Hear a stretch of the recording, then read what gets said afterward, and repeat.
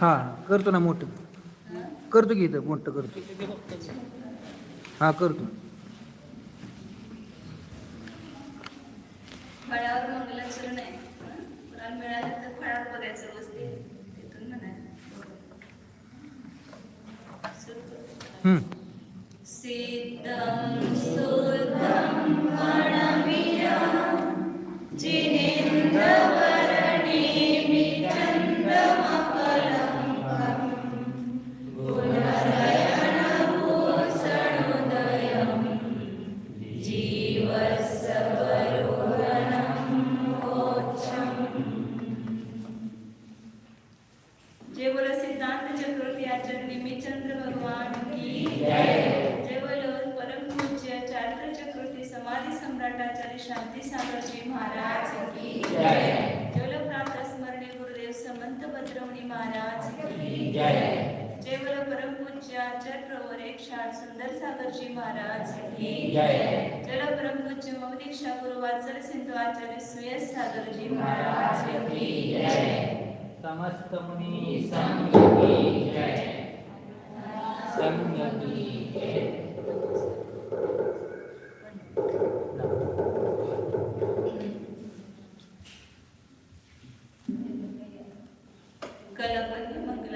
काल आपण मंगलाचरणाचे किती अर्थ पाहिले होते? एकूण किती अर्थ झाले? एकूण 9 किती झाले? आपले 7 अर्थ बघितले. पहिल्या अर्थामध्ये म्हणजे एका मंगलाचरणावरती किती जणांना नमस्कार झाला तेवढा आपण त्याचं चिंतन करायचं. एक वेळेला सामायिकात बसलं की एक ते मंगलाचरण घेऊन त्याचं चिंतन करायचं. म्हणजे आपले परिणाम स्थिर होतात त्या ठिकाणी एकाग्र होतात. पहिल्या अर्थामध्ये कुणाला नमस्कार केला? नेमिनाथ तीर्थंकरांच्या प्रतिमेला. दुसऱ्यामध्ये नेमिनाथ तीर्थंकरांना. तिसऱ्या 24 तीर्थंकरात कुठून काढला? सगळ्यांना सांगतात कुठून काढला? व आणि र. वर शब्दावरनं 24 तीर्थंकर घेतलं. व म्हणजे र म्हणजे चार पहिला कधी पण 4 अंक सांगतील त्याला उलटीकडून लिहित जायचं. 4 शेवटी लिहायचं त्यात मागं लिहित जायचं. म्हणजे 24 तीर्थंकर सांगितलं. चौथा अर्थ काय घेतला? वर्धमान तीर्थंकर. कुठून काढला अर्थ सांगा तुम्ही?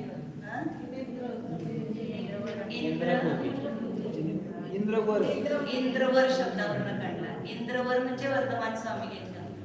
इंद्र म्हणजे इंद्रबुद्धी गौतम आणि त्यांचे स्वामी गुरु म्हणून इंद्रवर म्हणजे वर्धमान तीर्थंकर आणि त्यांची विशेषणं घेतली सगळी. नंतर सिद्ध परमेष्ठी. सिद्ध पहिला शब्द आहे ना सिद्ध. हे विशेष केलं आणि बाकी त्यांची सगळी विशेषणं केली. 6व्या याच्यामध्ये कुणाला घेतलं? आपल्याला घेतलेलं आत्मा. आत्मा म्हटलं की मी असं समीकरण बनायला पाहिजे आपल्या जीवनामध्ये. मी म्हणजे आत्मा, आत्मा म्हणजे मी. आत्म्याचं वर्णन चाललंय तर कोणाचं? माझं वर्णन चाललंय असं समजून ते ऐकायचं. म्हणजे मी आत्मा आहे हे आपल्याला रात्रंदिवस ते संस्कार आपल्या आत्म्यावर घालायचे. लहान मुलं बघा मी डॉक्टर होणार म्हटलं की तो डॉक्टर होतो. म्हणजे जे नाही त्याचं चिंतन केलं तरी तशी पर्याय आपली होते. आणि जे वास्तविक आपण आहोत तसं जर आपण पुन्हा चिंतन केलं तर ते आपल्या पर्यायामध्ये ती वस्तू प्रगट होणार. मग काय सांगितलं? आत्मा घेऊन त्या ठिकाणी सगळे त्याची विशेषणं लावली. नंतर काय केलं? पंचपरमेष्ठी. कसं काढला पंचपरमेष्ठी? पहिला सिद्ध वर्ण सिद्ध, नंतर जिवेंद्रवर्ण नेमिचंद्रवरून आर्यंत आणि पुनर्भूषणोदयवर्ण आचार्य उपाध्याय 6.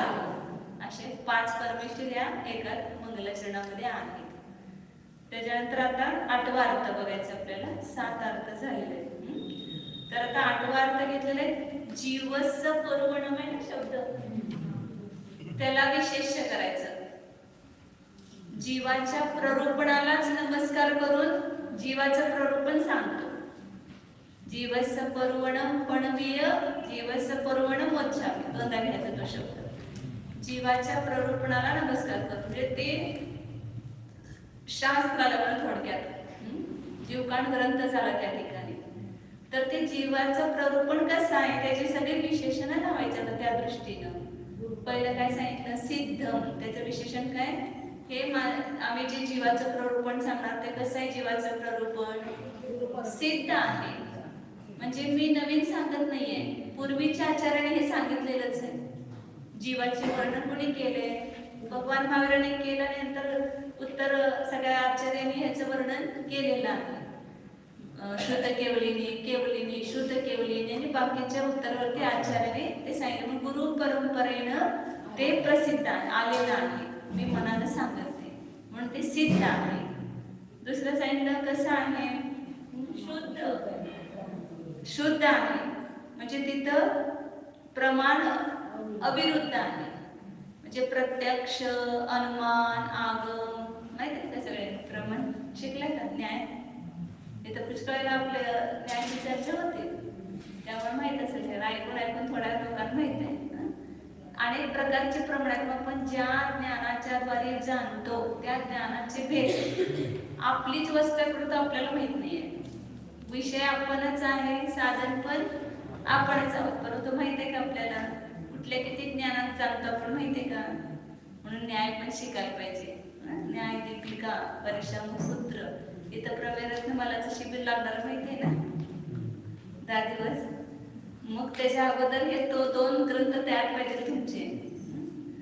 बघा कसं करताय, सगळं अभ्यास करायला पाहिजे. मग ते हे भेद, प्रमाण, अनुमान, हे प्रत्यक्ष, अनुमान, आगम याच्याद्वारे विरुद्ध नाही. आम्ही जे जीवाचं प्ररूपण करणार आहोत किंवा जीवाचं जे प्ररूपण आहे ते कोणत्याही प्रमाणानं विरुद्ध नाही, म्हणजे अविरुद्ध आहे. कोणत्याही प्रकारचा दोष त्याच्यामध्ये नाही, म्हणून ते कसं आहे, शुद्ध आहे. आणि कसं आहे, तिसरं विशेषण सांगितलं अकलंक. शेवटी अकलंक आहे, त्याच्या अगोदर जिनेंद्र नेहमी चंद आहे. अकलंक आहे म्हणजे त्याच्यामध्ये कोणताही शब्द आणि अर्थ, शास्त्रामध्ये 2 प्रकारचे दोष असतात, एक शब्दामध्ये दोष नाही तर अर्थामध्ये दोष. तिथं त्या जीवाच्या प्ररूपणेमध्ये शब्दामध्ये पण कोणताही दोष नाही आणि अर्थामध्ये पण दोष नाही. शब्द आणि अर्थ या दोन्हीनं शुद्ध, दोषरहित आहे, असं ते जीवाचं प्ररूपण आहे. नंतर सांगितलं की जिनेंद्र नेहमीचंद. कसं आहे जीवाचं प्ररूपण, तर जिनेंद्र म्हणजे जिनेंद्र, जिनांचे इंद्र कोण, सर्वज्ञ भगवान. आणि त्याच्यामध्ये ते त्याचे वर म्हणजे कर्ता. जिनेंद्र ज्या जीवाच्या प्ररूपणेचे कर्ता आहेत, म्हणून सर्वज्ञ प्रणीत आहे.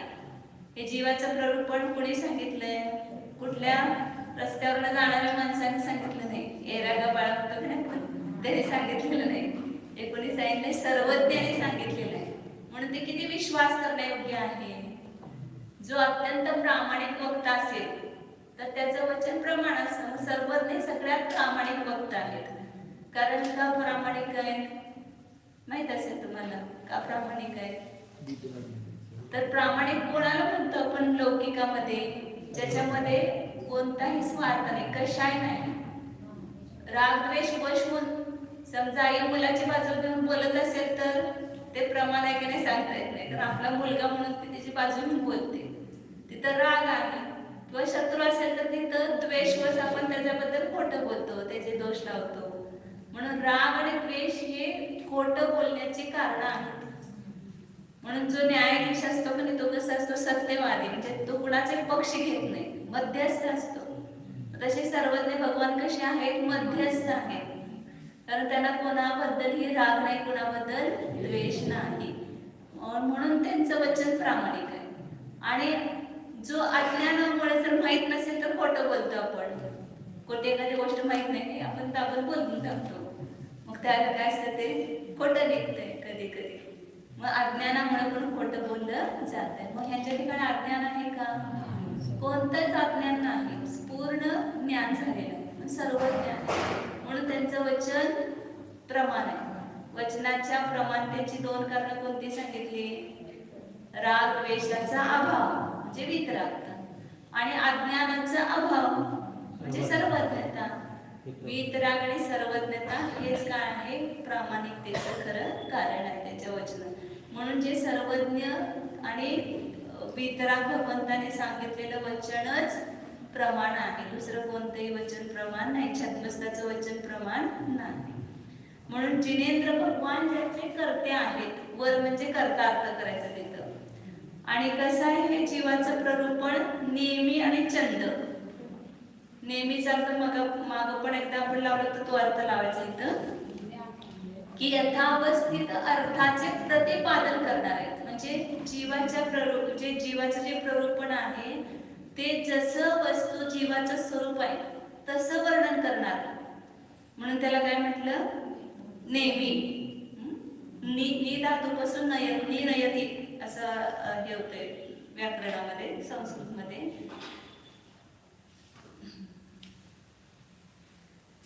यथावस्थित अर्थम नयती म्हणजेच काय अर्थ त्याचा घ्यायचा, प्रतिपादयती, द्योतयती.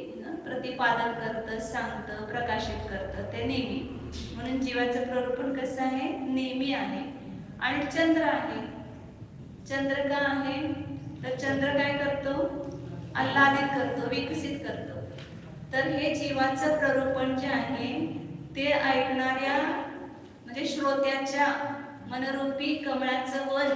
आपण सगळे श्रोते आहोत की नाही, मी पण श्रोताच आहे.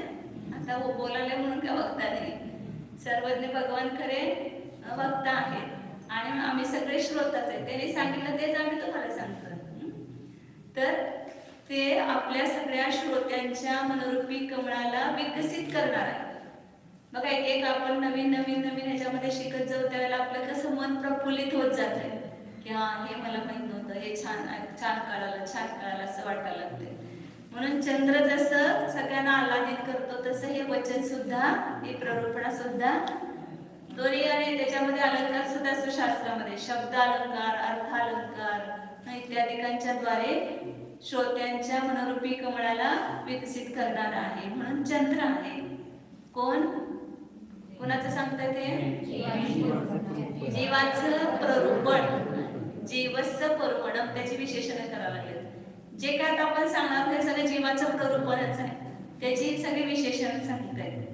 आणि कसं आहे जीवाचं प्ररूपण, किती सुंदर विशेषण आहे बघा. गुणरयण भूषणोदयम, गुण रूपी रत्न. गुणरूपी रत्न कोण आहे, रत्नत्रय. 3 रत्न आहेत आपल्या सगळ्या गुणांमध्ये मुख्य प्रमुख, की जे आपल्याला संसारात पण भटकवतात आणि मोक्षाला पण देतात. उलट झाले की संसारात भटकवतात. सदृष्टी ज्ञानवृत्त आणि धर्मम धर्मेश्वराविदु यदीय प्रत्यनिकाने.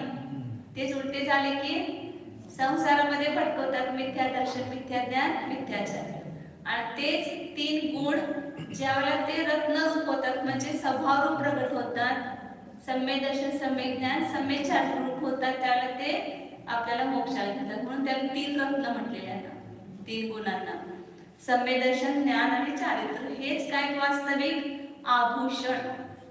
पाहिजेत काही आभूषण आपल्याला. कोणतर आपल्याला म्हटलं एका हातात हे सोन्याचं काय आहे, गळ्यातला हार आहे किंवा रत्नाचा हार आहे म्हणा, आणि हे आमच्याकडे काय आहे, सम्यक दर्शन, ज्ञान, चारित्र्य.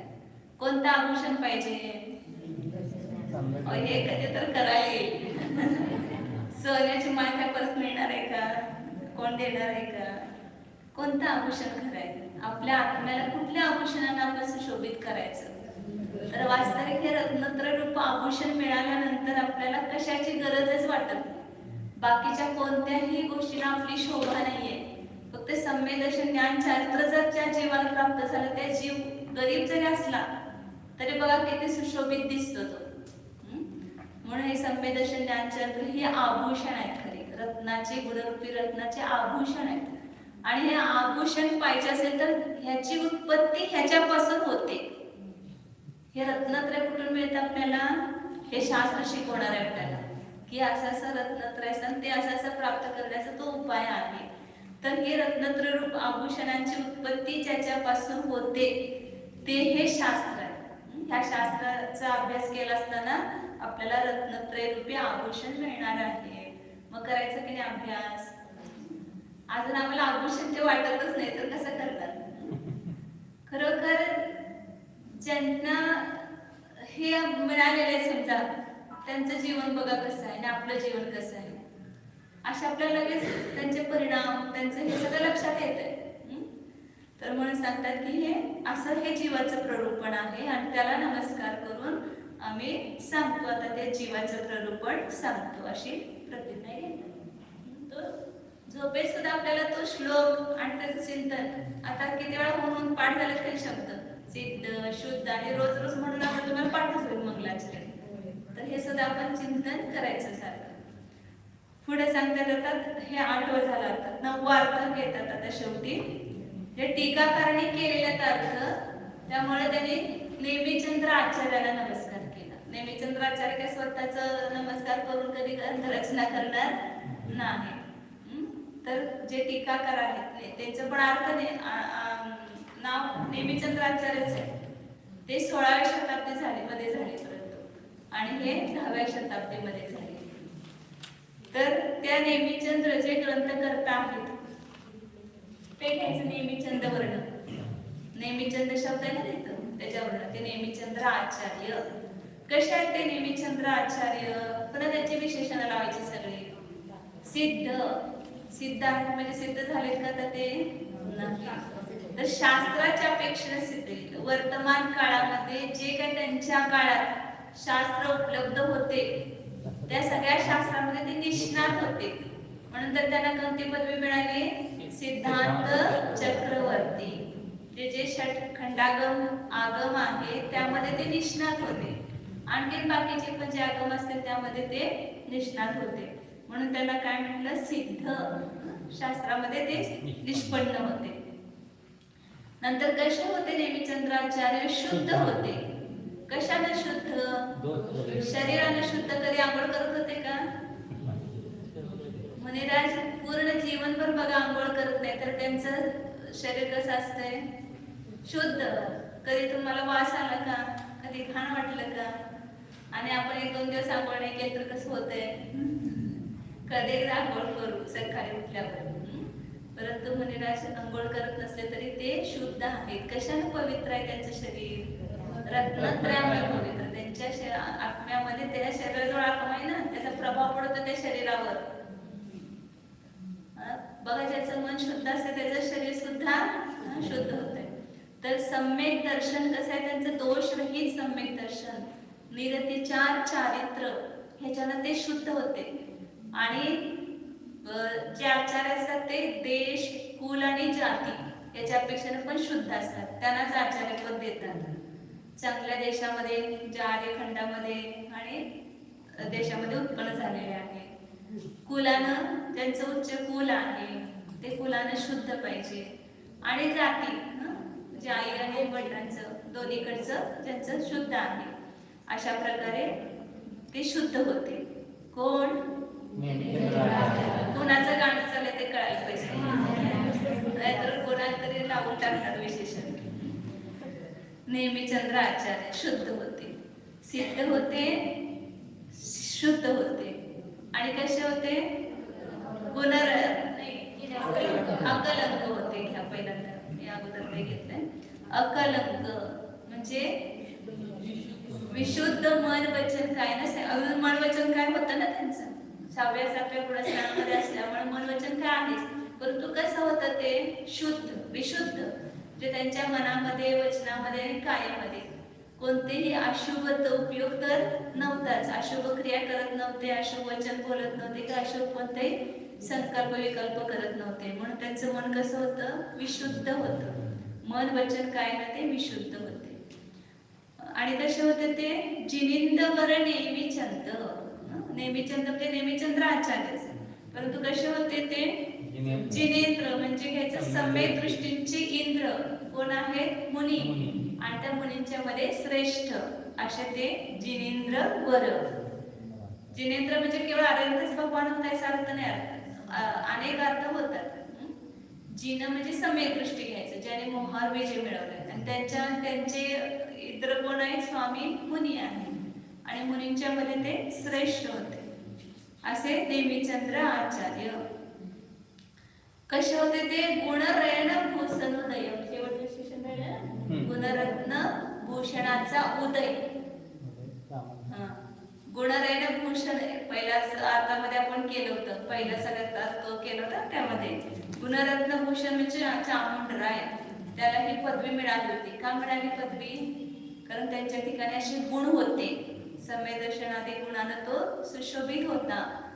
एवढं मोठा तो राजाचा महामंत्री होता, तरी सुद्धा आपल्या धर्माला तो कधी विसरला नाही.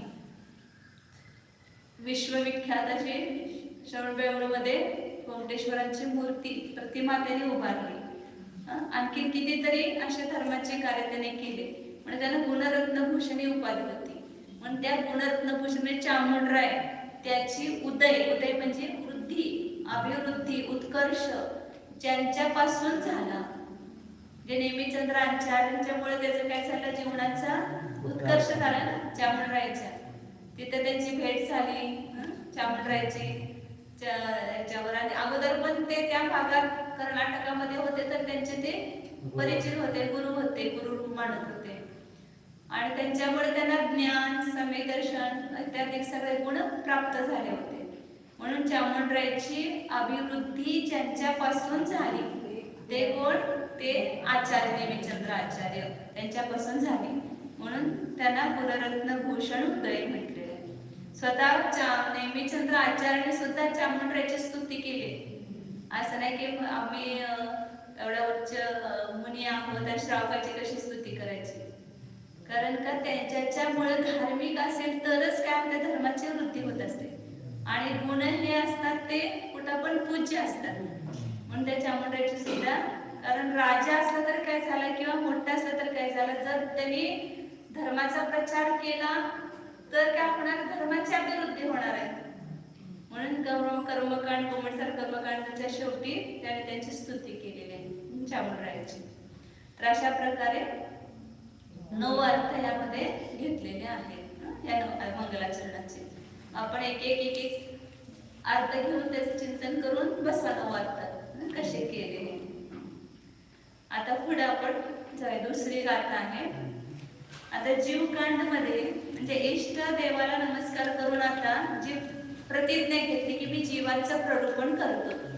मग जीवाचं प्ररूपण किती अधिकाराच्या द्वारे करतो, त्याचे किती अधिकार आहेत ते यामध्ये दुसऱ्या गाथेमध्ये सांगितलं. ही अनुक्रमणिका म्हणा, पूर्ण जीवकांडची काय आहे अनुक्रमणिका आहे. काय सांगितलंय जीवकांडमध्ये, तर हे गाथा पाठ केले की सगळं लक्षात येणार आपल्याला. गुण जीवा पच्यते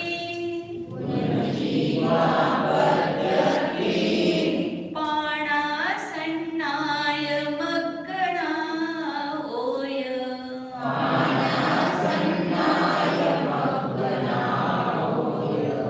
ओ गोवियकमसो विसंतु करुवणा भणिदा.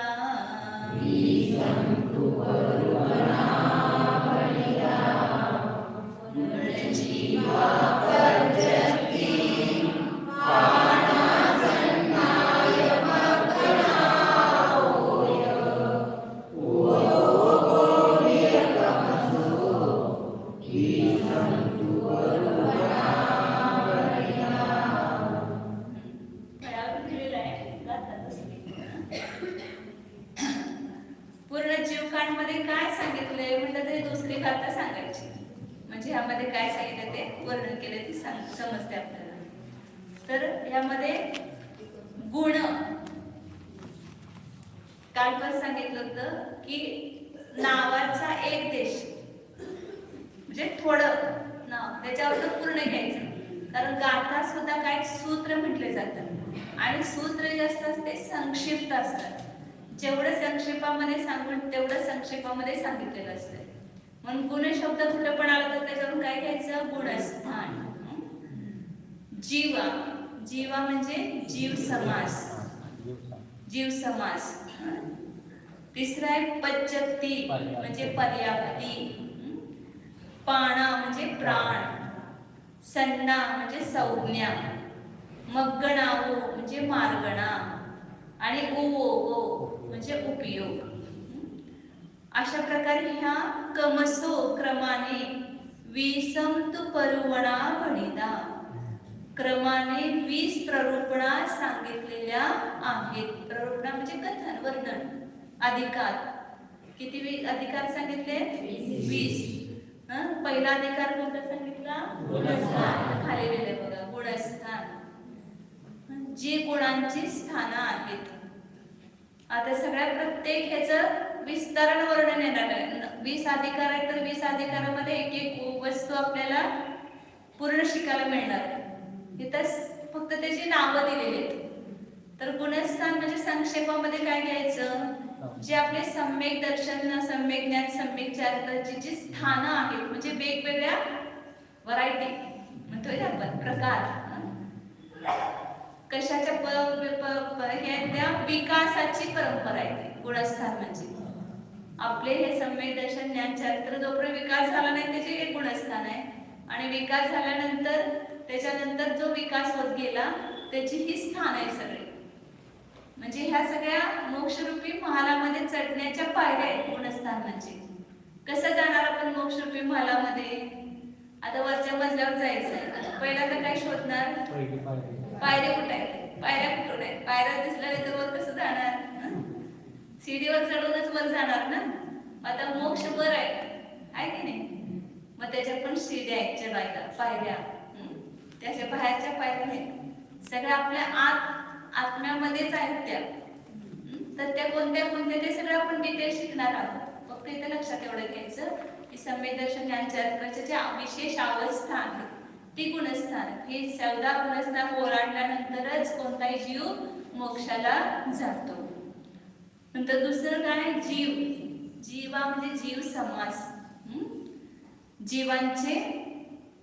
जीवांना ज्याच्यामध्ये संग्रहित केलेला आहे, संक्षिप्त केलेला आहे, समाविष्ट केलेला आहे, त्याला म्हणायचं समास. म्हणजे जीवांचे अनेक भेद सांगते. 14 जीव समास तर आपण द्रव्यसंग्रह मध्ये शिकलोय. कोणी कोणी शिकलं असेल त्यांना माहित असेल. आणि विस्ताराने जीव समास 98 सांगितलेले. तर दुसऱ्या अधिकार आहे त्याला जीव समासाचा, तिथं आपण डिटेल शिकणार आहोत.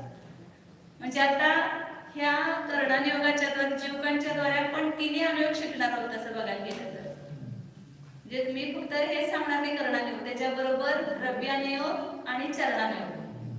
कारण कर्णानुयोग असा आहे की तो आपल्या द्रव्यानुयोगाला शुद्ध करतो. द्रव्यानुयोगाचं सुद्धा स्पष्टीकरण, खुलासा कर्णानुयोगाच्या द्वारे होतो. आणि चरणानुयोगाचा सुद्धा खुलासा. आपण सगळं करत असतो क्रिया, पाणी गाळतो, आणखी काय काय सगळं करतो, मर्यादेचं पालन करतो. मग का करायचं ते, कशासाठी करायचं, हे कर्णानुयोग शिकल्यानंतर आपल्याला खरं समजतंय. आता हे सगळं जे असं नको वाटायला लागतंय करायला, पण तू का करायचं हे सगळं समजून घ्यायचं आहे.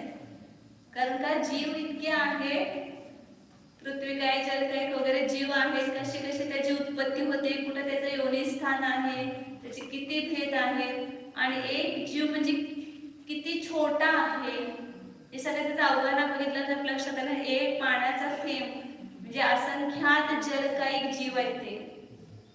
एवढंच एक जीवाचं शरीर नाही ते. जेवढा आपला एक पाण्याचा थेंब दिसतो ना, ते एक जलकायिक जीव नाही आहे. असंख्यात जलकायिक जीवांचं ते शरीर, वेगवेगळं शरीर आहे प्रत्येकाचं, परंतु ते एवढं छोटं आहे की आपल्याला ते एक जीवाचं शरीर दिसतच नाही. असंख्यात जीवांचं शरीर आपल्याला दिसतंय. म्हणून आता एक प्रयोग म्हणजे प्रॅक्टिकल तुम्हाला उद्या करायचं इच्छा आहे. इंद्रजित आणि आम्ही मिळून करते. तो पाणी कसं गाळायचं, कशा पद्धतीचं खूप सगळी विधी आहे, परंतु ती विधी आपल्याला माहित नाही आणि त्याचं महत्व पण माहित नाही. का महत्व माहित नाही? कारण ते जीव आहेत हेच भासत होत नाही आपल्याला. पाणी म्हणजे जीव आहे आणि त्याच्यामध्ये एवढे जीव आहेत हे कल्पनाच नाही आपल्याला. आणि त्यामुळे कसं तरी पाणी एकदा गाळून टाकलं की झालं आपल्याला असं वाटतंय. तर तसं नाही, त्याचं खूप महत्व आहे. कारण आपलं सगळं भोजनाची शुद्धी तेव्हाच होणार जर तुमची जलाची शुद्धी असेल तर. जल जर बरोबर गाळलं गेलं असेल तर बाकीचं सगळं शुद्ध, आणि जल जर बरोबर अशुद्ध असेल तर बाकी तुम्ही शुद्ध किती करून त्याचा काही उपयोग नाही. तर तेच पाणी सगळ्यात घालणार ना, ते सगळं भोजनच कसं झालं अशुद्ध. म्हणून उद्या प्रॅक्टिकलपणे करून दाखवायची माझी इच्छा आहे. उद्या सगळे तुम्ही तयार करा, भांडी बिंडी सगळं घेऊन या. गाळणं आमच्या मावशी चालतो आणायला. ते गाळणं कसं पाहिजे, भांडं कसं पाहिजे, सगळ्या गोष्टी आहेत. ते किती किती नियम आहे ते सगळं तुम्हाला लिखित रूपानं देतो. तर हे जीव समास एक पुस्तक लिहिलेलं आहे किशनचंदजी म्हणून पंडितजी होते अलवरचे, जे कर्नाटकामध्ये चांगले निष्णात होते. तर त्याने अनेक पुस्तक लिहिलेत, खूप छान पुस्तकं लिहिलेत त्याने. जीव समास पडणं क्यों आवश्यक आहे असे एक पुस्तक आहे का तुमच्याकडे? कुणाला खाव झालं तर चेतन यांच्याकडनं घे वाचायला. जे खरोखर वाचण्यासारखं आहे की का शिकायचंय जीव समास, त्याच्यामुळे आपल्याला किती गोष्टी कळतात आणि किती आपल्यावरून होणाऱ्या चुका त्या आपल्या लक्षात येतात आणि त्या आपण सुधारू शकतो. म्हणून जीव समासाचं वर्णन इथं दुसऱ्या अधिकारामध्ये करणार आहे. त्याचं आपल्याला तिथं विस्तारानं शिकायला. जीव समास म्हणजे काय सांगितलं? जीवाचं संक्षेपामध्ये त्याचे केलेले ग्रुप जे आहेत जीवांचे, भेद म्हणा थोडक्यात जीवांचे, ते जीव समास आहे. पर्याप्ती तिसरा आहे. पर्याप्तीमध्ये काय सांगणार? तर जीवाची जी शक्तीची पूर्णता, इंद्रियादिकांना उत्पन्न करण्याची जी शक्तीची, म्हणजे कुठला पण जीव दुसऱ्या गतीतून मरून दुसऱ्या गतीत जातो, त्यावेळेला गेल्यानंतर एकदम तयार झालं का आपलं हे रेडीमेड मिळालं का शरीर? इथं आल्यानंतर सगळं तयार झालं ना. आपण गेलो तिथं, मग त्या नामकर्माने काय केले, सगळी सामग्री आपल्याला मिळून दिली आणि त्याने ह्या चित्रकाराने हे चित्र तयार केलं. मग ते पहिल्यांदा अंतर्मुहूर्त ज्याला जीव जन्माला येतो त्याला अंतर्मुहूर्तामध्ये ह्या सगळ्या शक्ती त्याला प्रगट होतात, प्राप्त होतात. कशाची? हे शरीर उत्पन्न करण्याची, इंद्रिय, भाषा, मन, श्वासोश्वास हे सगळं उत्पन्न करण्याची शक्तीची प्राप्ती होते. त्यालाच काय म्हटलेलं आहे? पर्याप्ती. हे सगळं डिटेल येणार आहे पुढे, एक एक अधिकार आहे स्वतंत्र त्याचा. फक्त इथे संक्षेपामध्ये सांगते तुम्हाला. प्राण की ज्याच्याद्वारे जीव जगतो त्याला काय म्हणायचं? प्राण. प्राण आपल्याला काय वाटतो? संपत्ती, धन, वैभव, हे वास्तविक प्राण नाहीये. प्राण काय आहे हे सांगितले, ज्याच्याद्वारे जीव जगतो व्यवहारामध्ये. ते इंद्रिय, श्वासोश्वास, आयु आणि 3 बल, हे 10 प्राण आहेत. श्वासोश्वास तर प्राण. नंतर त्याच्याने संज्ञा म्हणजे इच्छा, अभिलाषा, त्याला म्हणतात संज्ञा. त्या 4 सांगितल्या: आहार, भय, मैथुन, परिग्रह, अशा 4 संज्ञा. हे थोडक्यात आता तुम्हाला थोडंसं उद्यासाठी ह्याचे भेद पण थोडं माहीत असणं आवश्यक आहे. कारण पुढच्या जे 3-4 ग्रंथ आहेत ना, ते कोणत्या प्रवृत्तीचं कोणत्या प्रवृत्तीमध्ये अंतर्भाव केला ते समजण्यासाठी थोडं त्याचं भेद माहीत असणं पण आवश्यक आहे. जीव समास आणि गुणस्थांतर आपल्याला माहित झाले. पर्याप्ती 6 आहेत. कोणत्या 6 पर्याप्ती? आहार, शरीर, इंद्रिय, भाषा, उच्छ्वास, भाषा आणि मन. हे 6 काय क्रमानं पूर्ण होतात. ज्याला आपण जन्म घेतो ना त्यावेळेला तिथं पहिल्यांदा आहार पर्याप्ती होते, नंतर मग काय होते? शरीर, त्याच्यानंतर काय होतं? इंद्रिय, इंद्रियानंतर उच्छ्वास, क्रमाक्रमाने पूर्ण होते. त्याच्यानंतर भाषा आणि त्याच्यानंतर मन. हे सगळं पुन्हा पुढे शिकायला मिळणार आहे. कोणता एकदा शब्द ओळख तुम्हाला असू दे, एवढंच लक्षात घ्या. तर आम्हाला काही समजलं नाही म्हणून कोणी एवढं तक्रार मला करा चालते, पण आम्हाला काही कळत नाही हे मात्र भाषा मी ऐकणार नाही. सगळ्यांना कळायलाच पाहिजे आणि अशाच भाषेमध्ये मी शिकवणार तुम्हाला. म्हणून काय सांगितलं तिथं? प्राण हे पर्याप्ती सांगितलं. 6 किती आहेत पर्याप्ती? 6. लिहून देऊ का आता? म्हणजे उद्या तर पाहिजेच हे आपल्याला, कारण ते समजण्यासाठी. आताच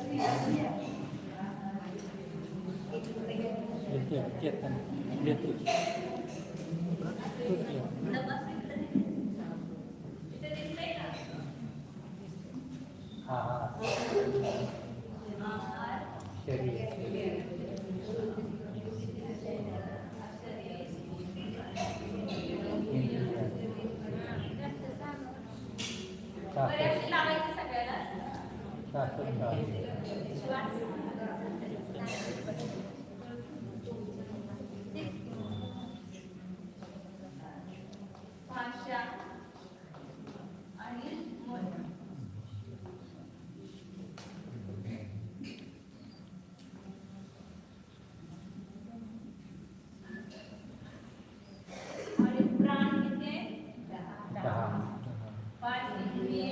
तीन पद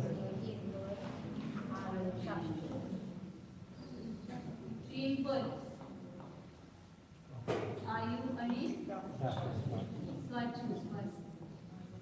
त्यांना पाच इंद्रियांची नावं माहिती त्यांनी विचारा. ते माहीतच तेवढं एवढ्या शिकवता हे नाही. पाच इंद्रिय माहिती आहेत की नाही सगळ्यांना. लहान मुलांना शिकवतात ते. स्पर्शन, रसन, घ्राण, चक्षु आणि कर्ण. असं बघायचं. स्पर्श, रस, घ्राण, चक्षु आणि कर्ण. इथंच पाच इंद्रिय आपली सगळं. तर ती पाच इंद्रिय हे फक्त बाहेरच नाही, त्याच्यामध्ये सगळं इंद्रिय मार्गाने सगळे येईल. फक्त इथं आपल्याला तर उद्या विषय येणार आहे म्हणून त्याच्यासाठी तुम्हाला सांगते. फक्त पाच इंद्रिय ह्याच्याद्वारे जगतो ना. आता इंद्रिय नष्ट झाली तर जीव जगेल का? आणि ते बाहेरचे इंद्रिय फक्त भावी इंद्रिय पण आहे तिथं. ज्ञान, कर्म, चक्षु. नंतर तीन बल आहेत. कोणते? मनोबल, पंचबल आणि कायबल. आयु आणि श्वासोच्छ्वास. सगळ्यात आयुपर्यंत मोठं आहे ना. आयु जोपर्यंत आहे तोपर्यंत जीव जगतो. आयु संपलं की काय झालं? आपल्याला कुणाचं पण मरण आलं तर वाटतं की काय घडलं. ही सगळी वास्तविकता आहे आणि ते अजून आपण त्याची वास्तविकता स्वीकारत नाही. आपल्या आत्म्याच्या सगळ्या प्रदेशावर आयु कर्म आहे आणि त्या आयु कर्माचे निषेध प्रत्येक समाला एक एक काय होत असतात? गळून जात असतात. आणि जेवढा आपण मागच्या भाग बांधलेला आहे त्याचा एक एक निषेध गळून जातं आणि शेवटचा निषेध गळाला की काय होतंय? मरण येते. म्हणजे हे शरीर सोडावं लागतंय. त्याचा करार मागच्या भावात आपण करून आलेलो आहे. एवढ्या वर्षाचा करार. त्यानंतर काय करायला लागणार? घर सोडावं लागणार. सूचना येते, नोटीस येते, ह्या तारखेच्या तुम्ही घर रिकामं करा कारण तुमची करार संपणार आहे. तसं आयुचा पण करार झालेला आहे तिथं. ही वास्तविकता. मरण म्हणजे काही नाही आहे वास्तविक. आपला वियोग झाला, इतके दिवस आपण राहिलो, त्याच्या संबंधी प्रेम असतं, आपल्याला राग असतो म्हणून आपल्याला दुःख होतंय. परंतु ही सगळी वास्तविकता आहे संसाराची की जन्म मरण. तर इथं काय सांगितलं? आयु आणि श्वासोच्छ्वास हे 10 प्राण आहेत. 6 पर्याप्ती आहेत. संज्ञा 4 आहेत. कोणत्या 4 आहेत? आहार, आहार पहिलं, म्हणजे आहाराची इच्छा, भय म्हणजे कोणतं पण असं कारण घडलं की भीती वाटते आपल्याला तर ते भय आणि भय झाले की पळून जाण्याची इच्छा होते. तिसरं त्यांना मैथुन आणि परिग्रह. मैथुन संज्ञा आणि परिग्रह संज्ञा ह्या 4 संज्ञा प्रसिद्ध आहे. सगळ्या लौकिकामध्ये सुद्धा हे सांगितले जातात. पशुना सुद्धा ह्या असतात. आणि 4 संज्ञा. आता मार्गणा किती आहे? 14 आहे. ह्या 14 मार्गणेचं एक मार्गणेचं एक अधिकारामध्ये वर्णन केलेलं आहे. गुणस्थानाचं एकाच अधिकारामध्ये 14 गुणस्थान किती आहेत? 14. त्याचं एकाच पहिल्या अधिकारामध्ये वर्णन केलेलं आहे. पर्याप्तीचं पण एकाच अधिकारामध्ये. प्राण 3रा अधिकार आहे. संज्ञा 4था अधिकार आहे. आणि नाही गुणस्थान पहिला, जीव समास 2रा, पर्याप्ती 3, प्राण 4 आणि संज्ञा 5. आणि मार्गणा 6 ते 19 14 मार्गण आहेत ना. प्रत्येकाला सेपरेट अधिकार आहे. मग असं काय केलं? ह्याची प्रत्येक प्ररूपणा वेगळी सांगितली. गुणस्थानाची एकच प्ररूपणा सांगितली 14. जीव समासला 14 असतील किंवा 98 असतील ते सगळे एकाच मध्ये. परंतु मार्गणा मात्र वेगवेगळ्या घेतल्या. का घेतलं तसं चेतन भैया? एकाच ह्याच्यामध्ये न सांगता मार्गणा 14 प्ररूपणा वेगळ्या घेतल्या. आता कसं आहे की 14 गुणस्थानापैकी एका जीवाला एकच असणार कोणतं तरी. परंतु मार्गणा 14च्या 14 असतात. आता आपल्याजवळ 14 मार्गण आहेत की नाही? म्हणजे आपण 14 मार्गणेमध्ये आहोत. पर्याय नाही ना. माताजीचं 4 3. इकडं मार्गणा आणि इकडं पर्याय दृष्टी आणि इकडं द्रव्य दृष्टी. म्हणजे आहे तसं दोन्ही आहे, पर्याय आणि द्रव्य.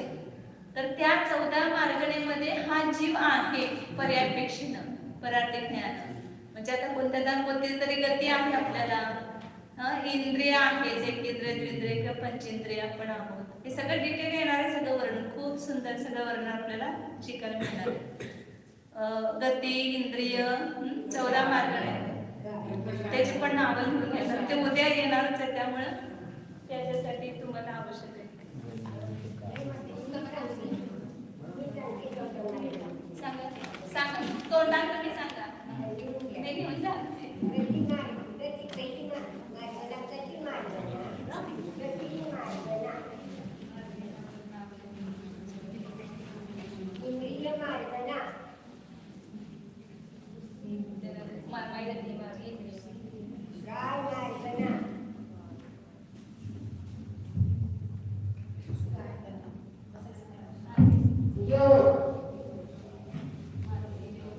योग मार्गना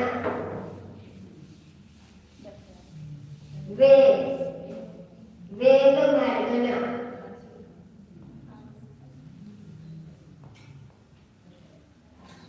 कशाय मार्गना कशाय ज्ञान मार्गना संयम मार्गना दर्शक मार्गना निष्ठा मार्गना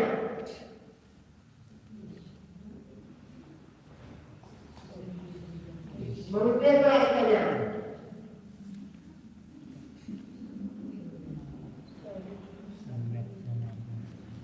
भव्य सम्यक मार्गना आणि चौथी म्हणजे मन, चौथी मार्गना आड मार्गना त्याच्या कमी नंबर काढते का 1 2 3 4 वीस त्यांचा मार्गना 20 प्रेम आहे आणि 14 मार्गना आता वडील बाबा बरोबर आहे कधी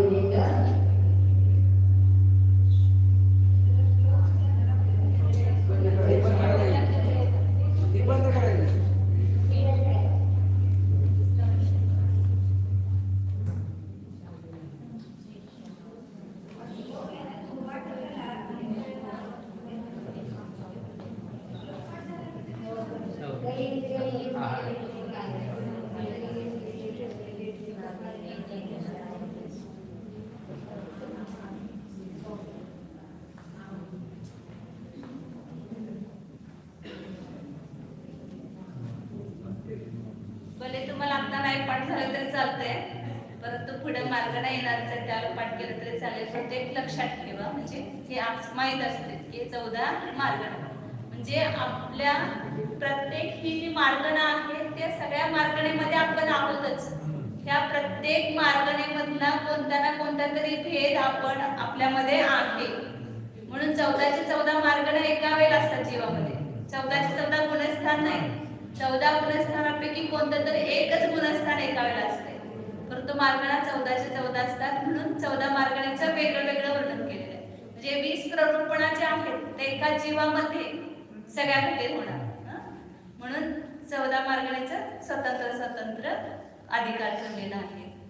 आणि उपयोग शेवटचं काय आहे? उपयोग. हा मार्गणाचा अर्थ सांगायचं झालं तुम्हाला की मार्गणा म्हणजे शोधणं, शोध घ्यायचा. शोध कोण घेतो? कुठल्या तर वस्तूचा तुम्ही शोध घेता. कधी घेताय? हरवल्यानंतर. कुठली तर वस्तू आपल्याला सापडत नसेल, हरवली असेल तर काय करतो आपण? त्याचा शोध घेतो. आता इथे आपल्याला शोध घ्यायचा असा आहे का कोणाच्या डोक्यात? तर खरं वस्तूच आपण हरवलेली हीच आपल्याला माहित नाहीये. त्यामुळे त्याचा शोध घेण्याचं आपलं काम चालू नाही. ज्याला वस्तू हरवलेली असते ती जोपर्यंत मिळत नाही तोपर्यंत शोध आपला चालू असतो. परंतु इथं वस्तू हरवलेली आहे, मला त्याचा शोध घ्यायचा आहे, हरवलेला आहे हे माहित नाही, त्यामुळे शोध घेत नाही. आणि शोध घेत नाही तर प्राप्त होत नाही वस्तू. आपण म्हणतो शोधाल तर सापडेल, खोजोगे तो पाओगे. परंतु खोजणार कधी आम्ही, शोधणार कधी? जर वस्तू हरवलेली आहे असं माहित असेल तर. म्हणून इथे सांगितलेलं की मार्गणा म्हणजे शोधणं. कुणाला शोधायचं? जीवाला. कशाच्या द्वारे शोधायचं? तर ते शोधण्याची साधनं किंवा अधिकरण, ज्याच्याद्वारे आणि ज्यामध्ये जीव शोधला जातो त्याला काय म्हणतात? मार्गणा. ह्या सगळ्यामध्ये जीवाला शोधायचंय. ह्यांच्याद्वारे किंवा ह्यांच्यामध्ये काय करायचं? जीवाला. हे पूर्ण जीवकान शिकणार त्याला मग तिथं सगळंच वर्णन येणार. मग प्रत्येक जीवाचा जेव्हा आपण शोध घेणार त्याला तो जीव कोणत्या गतीमध्ये आहे, कोणती इंद्रिय आहे, कोणतं काय आहे, त्याला कोणतं योग आहे, कोणती, हे सगळं मग शिकल्यानंतर जीवकांची एवढी पानं आहेत शेवटी, किती 100-200 पानं असतील, त्याच्यामध्ये असं प्रत्येक जीवाचा शोध घेतलाय. एकेंद्रिय जीव, द्विंद्रिय जीव, त्रिंद्रिय जीव, मनुष्य, स्त्री, पुरुष, सगळे प्रकारचे जीवांचा तिथे शोध घेतलेला की ते 14 मार्गणेमध्ये कुठं कुठं आहेत. कारण का बघा आता आपल्याला म्हणजे 14 मार्गण्याच्या द्वारे आपण ज्याला जीवाचा शोध घेतो त्यावेळेला ती जीव वस्तू कुठं आहे हे कळते आपल्याला. आणि मग त्या ठिकाणी आपण शोध दिली ती जीव वस्तू जी असली आहे, जो शुद्ध आत्मा, तो सुद्धा मिळणार. कुठे शोधायचं हेच माहित नाही तर कुठे शोधणार आपण त्याला? झालं ना. आता समजा कुठं आपण एखादी वस्तू आहे आपल्याला सांगितलं, कुठं आहे ती वस्तू? मग सांगितलं की भारतात आहे. मग भारतात कुठं आहे? महाराष्ट्रामध्ये. महाराष्ट्रामध्ये कुठं आहे? सोलापूर जिल्ह्यामध्ये आहे. कुठलं जिल्हा तुमचं? सोलापूर जिल्ह्यामध्ये. मग कुठं आहे ती? नातेपोते गावामध्ये आहे. ते नातेपोतेमध्ये कुठं आहे सांगा? मग ज्यावेळेला ह्या सगळ्यात त्या वस्तूला आपण शोधत आलो, मग सांगितलं की ते दिगंबर जैन मंदिर मध्ये आहे. मग तिथं आलो आपण. मग तिथं कुठल्या खोलीत आहेत? महाराजांना शोधायला आले समजा कोणतं. मग ते कुठे आहेत महाराजची? मग तिथं माडीवर त्या खोलीमध्ये आहे. मग तिथं गेलं की ती वस्तू काय होणार? आपल्याला सापडणार. तसं जीवाला शोधायचंय. मग कुठं शोधणार? मग या 14 मार्गाला सांगितलं की ह्याच्यामध्ये शोधा जीवाला. मग त्याच्यामधून शोधत गेलं की तो खरा जीव कुठं आहे? मनुष्य गतीमध्ये आहे किंवा त्या पंचेंद्रियामध्ये आहे. तिथं आपण त्या जीवाला तिथं शोधलं की तो जीव तिथं आपल्याला सापडणार, मिळणार. म्हणून हे जीवाला शोधण्याचे काय ते स्थान आहे, अधिकरण म्हणजे आधार किंवा साधन म्हणजे करण म्हणतात त्याला. म्हणून ज्याच्याद्वारे, ज्या धर्मांच्या द्वारे किंवा ज्या धर्मामध्ये जीव शोधला जातो, मग त्याच्यासाठी इथं 4 सांगितले बघ गोष्टी. कोण? मार्गणा. त्याच्यासाठी मृगयिता, शोधणारा. कुठली पण क्रिया असेल तर त्याच्या ठिकाणी 4 गोष्टी असतात. आता आपल्याला पूजा करायची, मग तिथं पण 4 वस्तू असतात. कोणत्या 4 वस्तू असतात? पूजा करायची म्हटलं तर कुणाची पूजा करायची? पहिला प्रश्न म्हणजे पूज्य कोण आहे, कोणाची पूजा करायची म्हणजे त्याला म्हणतात पूज्य. कोण पूजा करणार? अमुक व्यक्ती पूजा करणार आहे. आजचे अभिषेक करणारे किंवा पूजा करणारे कोण आहे? प्रत्येक रोज चालायचे तुमचे अमुक अमुक आज इंद्रा बनणार. तर तो कोण झाला? पूजक. जो पूजा करणार आहे तो पूजक, ज्याची पूजा केली जाते तो पूज्य. पूजा करण्याची विधी आणि पूजेचं फळ काय मिळते, अशा 4 गोष्टी असतात. तसं इथं मार्गणा शोधायचं आपल्याला. मग तिथे 4 गोष्टी येणार. कोण शोधणार आहे? तो कोण झाला? मृगयिता. मग कोण शोधतंय जीवाला? कोण शोधतंय? कुणाला माहितीये का? कोण? आज इतके आपल्याला जगामध्ये सगळे जीव दिसतात. कोण शोधतंय? की जो भव्य जीव आहे आणि तत्वाचं श्रद्धान करणार आहे तोच कोण आहे? मृगयिता. आचार्याला तत्व श्रद्धा, तत्वार्थ श्रद्धालू भव्यवर पुंडरीक असं लिहिलं आचार्यांनी. भव्यवर पुंडरीक असा तत्व श्रद्धालू जीव जे आज जीवाचा शोध घेत आहेत ते हे आहेत मृगयिता म्हणायचं त्याला, म्हणजे शोधणारे. दुसरं काय सांगितलं? मृग्य म्हणजे कुणाला शोधायचंय? भव्य जीव कुणाला शोधतात? जीवाला. कोणत्या जीवाला शोधायचंय? संसारामध्ये असणारा जीव. ह्या 14 मार्गणेने युक्त जो जीव आहे तो शोधला जातो. कारण आज आर्यंताने सिद्ध, त्याला शोधण्याची गरज आहे का? नाही. म्हणून जे 14 विषय मार्गणेने युक्त जे जीव आहेत तेच मृग्य म्हणजे शोधण्यायोग्य आहेत. शोधण्यायोग्य, शोधणारा. मृगयता म्हणजे शोधणारा, मृग्य म्हणजे शोधण्यायोग्य. कारण तो जीव अजून सापडला नाही, संसारी जीव कोणाला सापडला नाही, आपल्या जीवाला. आणि कुठं शोधायचंय त्याला? मार्गणेमध्ये. हे धर्म आहे त्याच्यामध्ये शोधायचं त्याला. अधिकरण म्हणतात किंवा करण. त्या संसारी जीवाला शोधण्याचं करण किंवा अधिकरण ते कोण आहे? मार्गणा. आणि सांगितलं काय? मार्गणेचा उपाय कशाच्याद्वारे शोधणार? शोधण्याचं साधन काय आहे? थोडे तर करण आणि ह्याच्यामध्ये फरक यायचा. हा उपाय म्हणजे मार्गणेचा उपाय. आता आपण शोधतो कशा, कोणत्या माध्यमातून तुम्ही शोधताय की नाही? त्या मोबाईलवर, त्या व्हॉट्सअप आणि ह्याच्याद्वारे त्याचा आपण शोध घेतो. तसे ते शोधण्याचं साधन काय आहे? उपाय काय आहे? ज्ञान दर्शन. कुठे? आपल्या जवळच आहे. माझ्या सगळ्या वस्तू आपल्या जवळच आहेत. शोधणारा आपणच आहात. आपण तत्व श्रद्धालू भव्य भव्यची आहोत की नाही? स्वतः वेळ झाली 3:30. भव्य आहोत की नाही आपण? निर्णय झाला का? हा एकदा निर्णय करा की मी भव्य आहे. कारण का मला धर्म आवडतो. कोण भव्य आहे? ज्याला धर्म अंतरंगातून आवडतो, जबरदस्तीने आलेला नाही, तर तो भव्य आहे. शास्त्र ऐकताना आवडते आपल्याला, तर आपण भव्य आहोत समजायचं. रुचीने ऐकत असं तर भव्य जीव कोण आहे? शोधणारा. मग आपण शोधणारे आहोत की नाही? आहोत. मग शोधण्यायोग्य कोण आहे? संसारी म्हणजे आपणच शोधण्यायोग्य आहोत. आणि ते मार्गणा कुठं आहेत? ज्याच्यामध्ये आणि शोधायचं ते सुद्धा आपल्यामध्येच आहे. हे सगळे आपल्याच पर्याय आहेत. हे 14 मार्गणा म्हणजे बाहेर नाही आहेत. हे सगळ्याचे जीवाच्याच पर्यायी आहेत. आणि मार्गणेचा उपाय कुठं आहे? त्याच्यासाठी बाहेर जायची गरज. आपला ज्ञान आणि दर्शन उपयोग हाच कोण आहे? मार्गणेचा उपाय आहे. म्हणून आपण त्याचा शोध घ्यायचा. कोणाचा? स्वतःच्या जीवाचा. हे शोध घ्यायचा. आपण जीवकान शिकलं की खरं त्याचा शोध होणार आपल्याला. उद्या बघू पुढचं. पर्याप्ती, प्राण, मार्गण यांची नावं तेवढी थोडी लक्षात घ्या. उद्या आपण त्याचं घटना.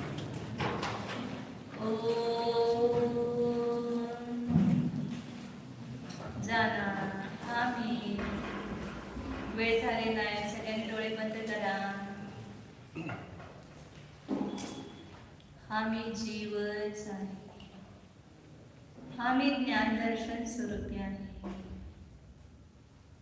हा मी अनादि अनंत त्रिकाल शुद्ध शाश्वत शुद्ध कारण परमात्मा आहे. पहा आपल्यामध्ये.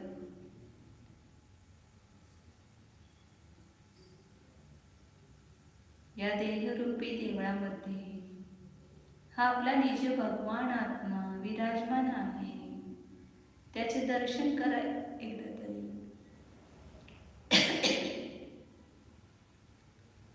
ज्ञानानंद स्वरूप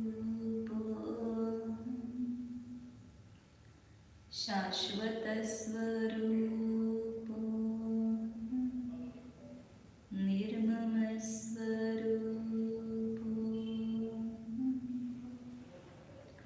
शुद्ध एको ध्रुव